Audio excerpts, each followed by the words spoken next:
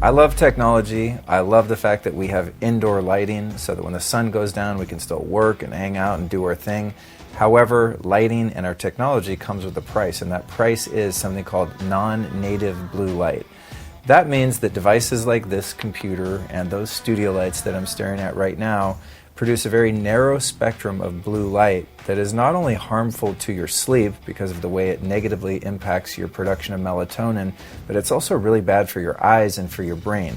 If you look back, evolutionarily speaking, we've only been conditioned over eons to see one temperature of light at night, and that's a warm temperature from firelight or starlight, right? So think about 300 years ago. You would have only had firelight or lanterns at night.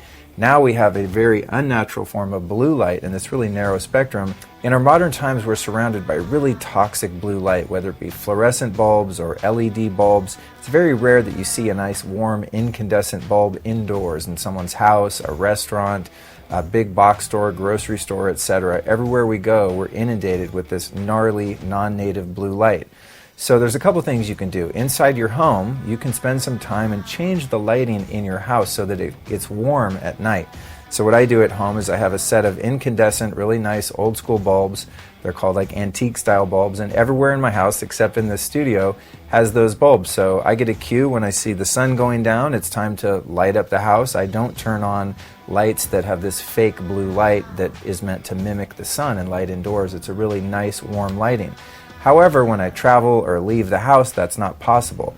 Also, anytime I'm using technology like this and I need the screen to be bright so that I can see and watch Netflix at night or do work on the computer, I don't want to have to turn everything red. So the easy solution for that is blue blocking eyewear. And I love BLUblox glasses, which I'm about to show you, because they have a bunch of different options for different times and uses.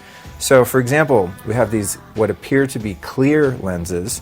When you put these on, things don't look that different, but they definitely cut down that really sharp spectrum of blue light. So you would use these in the daytime when you're going into a Target or a grocery store or something like that, and they have that really toxic LED lighting, or especially working on a computer, and most specifically when you're very close to that computer and it's the only light around you.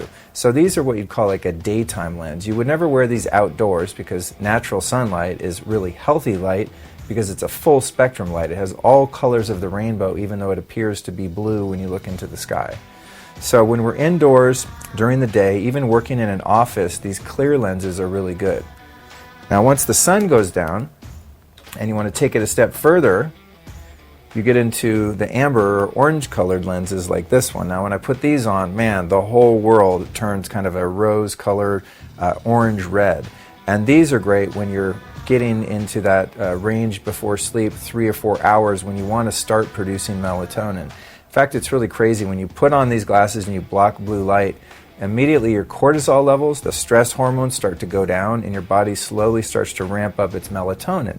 Because again, going back to evolution, when the sun went down, we lit fires and everything was this color, and that was a signal to our brain over time that it's time to start producing the sleep hormone melatonin. Once I take these off, the brain goes, oh, it's noon again, let's bring up the cortisol and stop melatonin. Those two work to counteract one another. So if you want to relax, even during the daytime and you're hyper and kind of stressed out, you can put on blue blockers in the daytime and you'll feel yourself calm down. But mostly I use these while traveling at night, changing time zones when I want to trick my brain and my eyes into a new time zone. It gets a little complex. I don't want to explain it here, but just think about landing somewhere where it's daytime, but it's supposed to be nighttime according to your brain. With a little bit of math there, you can sort out the time zones and really trick your brain into whatever time zone you want it to be in just by changing the color of the light. So the BLUblox come in a few different styles. There's different frames. This one blocks all the blue light, but they're a clear frame. These are kind of cool for certain people. I don't know if this is my frame, but I like them, I think. I don't know. I can't see in the lens that well. It's a bit far away. And then, of course, you have double clear and on and on and on. They have a lot of different glasses for different uses. They also have a yellow one that's kind of in between the clear and the red. And all of them work, all of them cover the right spectrum of light that you want to protect yourself from. When you're on computer light like this and studio lights like this, you always want to be wearing at least the clear lenses to block that really bad spectrum of blue light. And then definitely 3 to 4 hours before you go to bed, you want to put on the darker orange glasses. Now these are a little tricky to drive in at night, so it depends how good your vision is. You definitely want to play it safe. I personally have prescription versions of these that I wear at night when I drive around, and I do fine, but it's something you want to consider when you're driving around and LED lights from other cars are flashing you in the eyes at 11 p.m. You got to know your body's not going to produce melatonin for up to 3 or 4 hours after its last blue light exposure.